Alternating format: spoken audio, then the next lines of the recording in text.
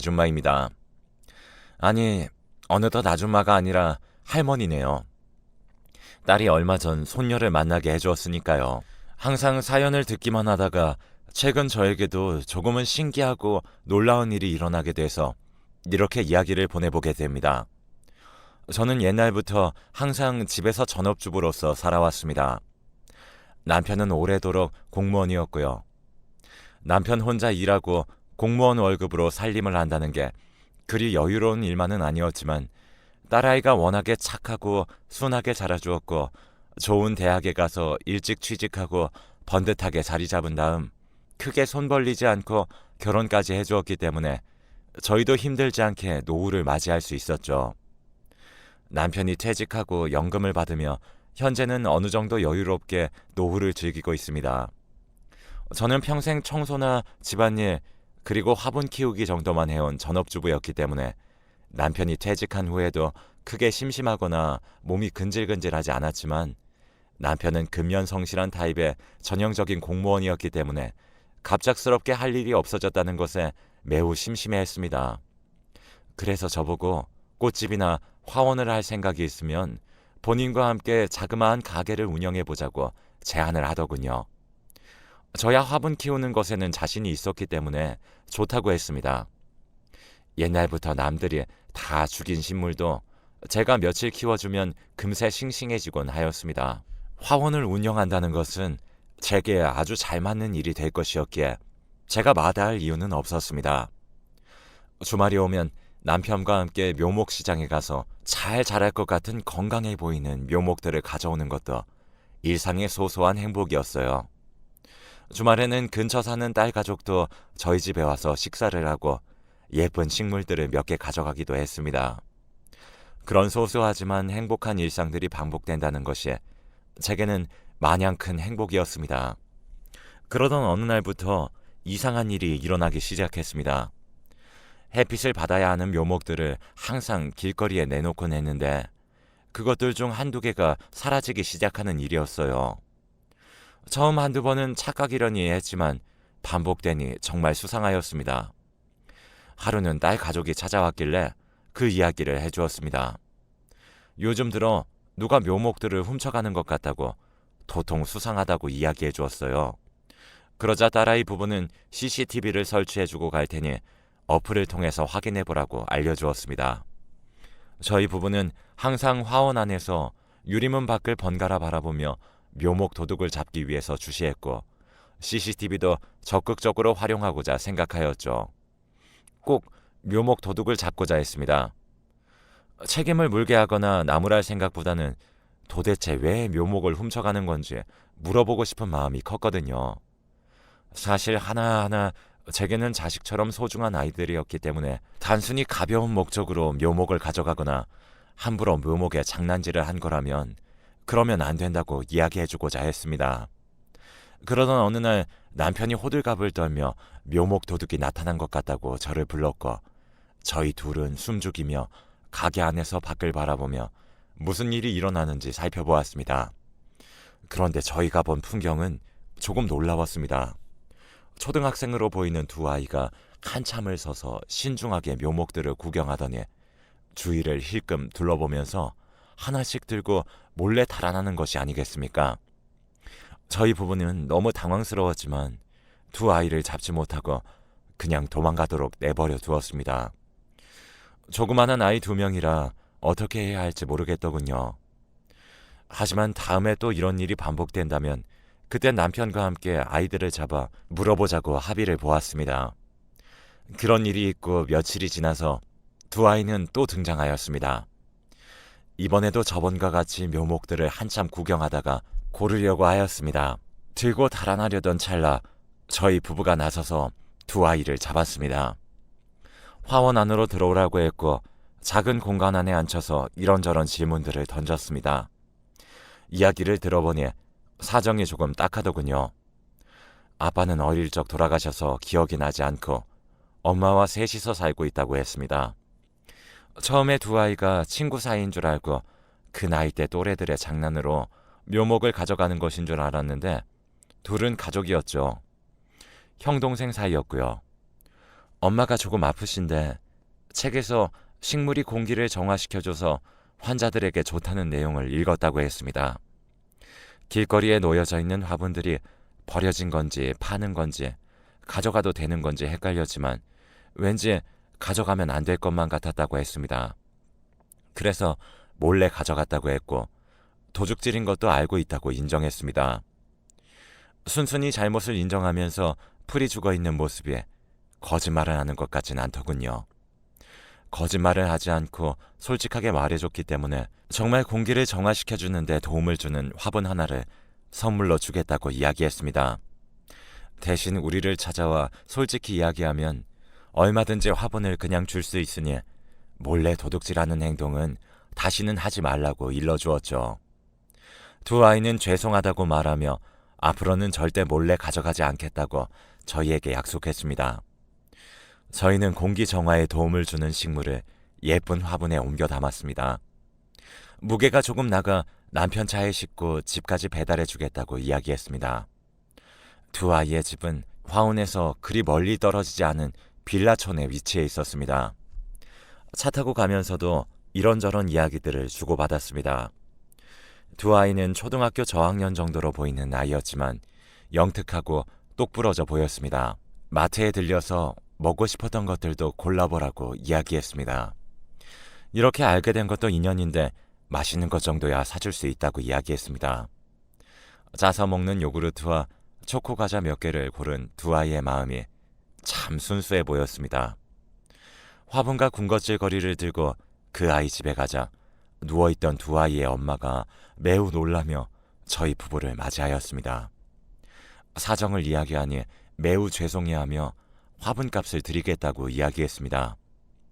저희 부부는 딸벌되어 보이는 사람에게 선물로 주는 화분이니 값은 필요 없다고 이야기했습니다. 원래부터 그런 마음으로 가져온 것이 아니라 아이에게 이야기를 다 들어보고 온 거였으니까요. 사정을 들어보니 둘째 아이가 태어나던 해 남편이 사고로 세상을 떠났고 혼자 산후조리도 제대로 받지 못한 채 두 아이를 키우다 보니 몸이 많이 상해 누워있는 시간이 매우 길어졌다고 했습니다. 두 아이의 나이 차이도 1살밖에 나질 않아 아이 둘을 키우는데 꽤나 큰 고생을 한 모양이었습니다. 저희 부부는 정말 딸 생각이 많이 나서 마음이 너무 안 좋았습니다. 누구든 그런 사정을 들으면 마음이 좋지 않았겠지만 왠지 더 신경이 쓰였죠. 딸과 나이가 비슷해 보였기 때문이죠.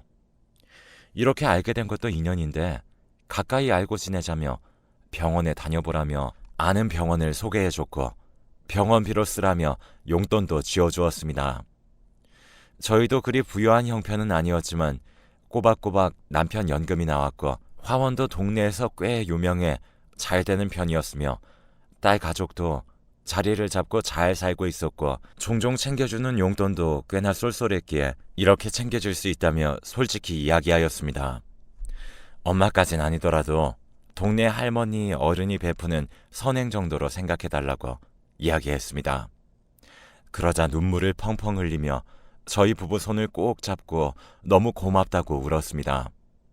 부모님도 일찍 돌아가셨고 남편 하나 의지하고 살고 있었는데 두 아이와 자기만 남겨지니 혼자서 어떻게 살아가야 할지 너무 막막하고 힘들었다고 털어놓았습니다.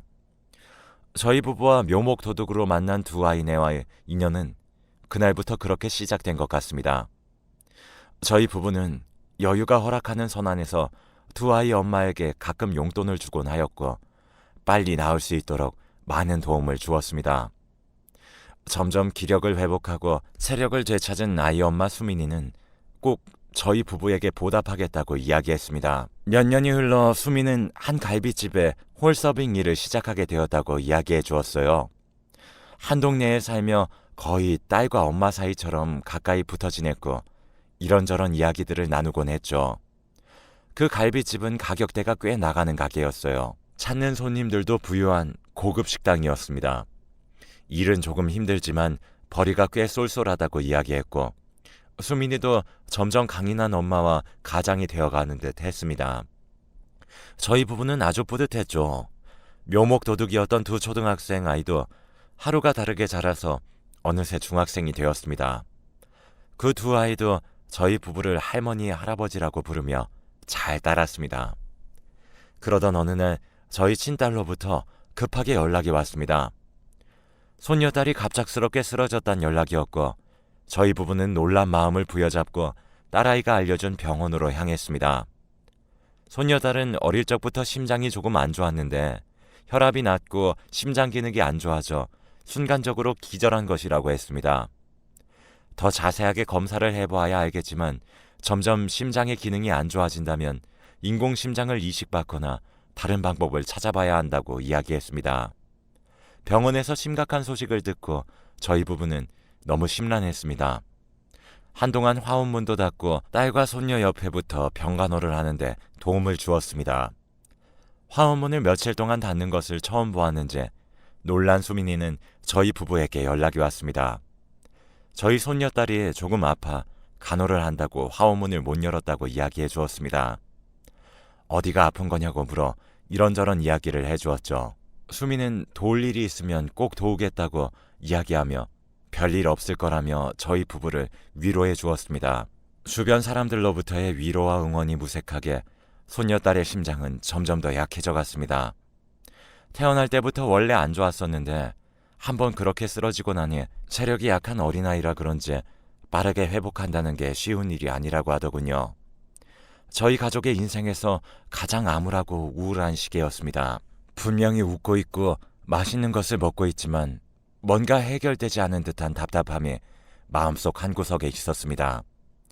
그러던 어느 날 손녀 딸아이는 한 번 더 쇼크가 일어나 쓰러지게 되었고 이번엔 꼭 심장에 인공기능을 삽입하는 수술을 해야 한다며 병원에서 저희를 닥달하기 시작했습니다. 정말 더 이상은 버티는 것이 기적이란 말과 함께 말이죠. 그리고는 심장 수술이다 보니 수술 도중 출혈이 많을 수 있어 꼭 가족 중 아이와 혈액형이 일치하는 사람의 피를 체열해 둘 수 있으면 좋다고 덧붙여 주셨습니다. 하필 아이와 혈액형이 같은 사람은 딸이었는데 둘째를 임신 중인 시기였기에 불가능한 노릇이었고 저와 남편도 나이가 너무 많아 많은 양의 체열은 힘들다고 진단받았습니다. 위험해도 상관없으니 손녀딸을 위해서라면 무엇이든 할 수 있겠다는 사람들이 4명이나 있었음에도 불구하고 정작 아무것도 해주지 못한다는 사실이 너무나도 안타까웠습니다. 우연히 수민이가 화원에 놀러왔던 날 저희 부부가 우울하게 있자 무슨 일인지 묻더군요. 저는 손녀딸에게 한 번 더 안 좋은 일이 있었다고 이야기해 주었습니다.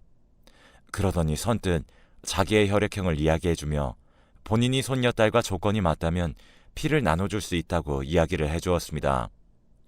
헌혈로 모르는 사람한테도 피를 나눠주는 마당에 제 손녀딸 돕는 건데 뭐가 어렵겠냐고 이야기하는데 정말 너무 고맙고 또 고마웠습니다.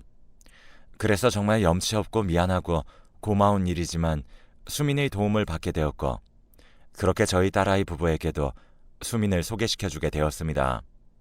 그동안은 서로의 존재 정도만 알고 있었지 실제로 만난 적은 없는 사이였습니다. 친딸과 정말 우연한 기회로 친딸같이 생각하게 된 수민을 이런 일로 소개시켜주게 됐다는 것이 안타까웠습니다. 그런데 병원에서 수민을 마주한 저희 딸아이 안색이 새하얘지더니 깜짝 놀라는 것이 아니겠습니까? 무슨 일인지 물어도 아무 말도 하지 않고 멍하니 넋나간 사람처럼 한참을 가만히만 서 있었습니다. 수민도 뒤늦게 저희 딸을 알아보고서 병원을 뛰쳐나갔습니다. 시간이 조금 흐르고 나서야 딸아이는 무슨 일인지 이야기해 주었습니다.